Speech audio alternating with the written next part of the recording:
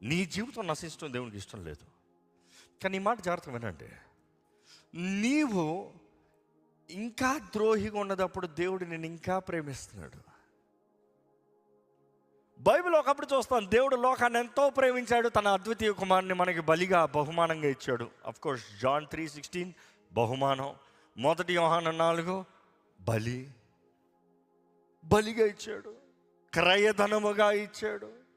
But then ఈరోజు దేవుడు చెప్పాలంటే ఇంకొకలాగా రాయొచ్చు.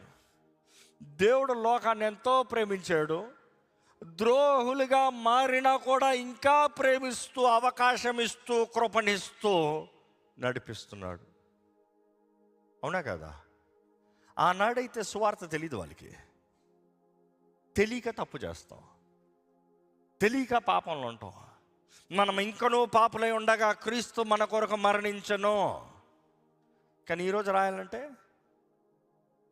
నువ్వు ఎరిగి దేవుని సొత్తు అని చెప్పి దేవుని విడిచి ఇంకా లోకంలో పోయి క్రీస్తు సాక్షిని అని చెప్తూ లోక బానిసగా బ్రతుకుతూ పాపపు బానిసగా జీవిస్తూ దేవుని బిడ్డని చెప్తున్నావు ద్రోహి.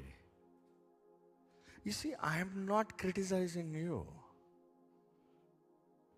వర్డ్ ఈజ్ అ మిర్రర్, అద్దం లాంటిది. కొంచెం వాక్యం చెప్పేటప్పుడు అద్దం చూసుకుంటున్నాం. I'm not condemning you, but then convicting you.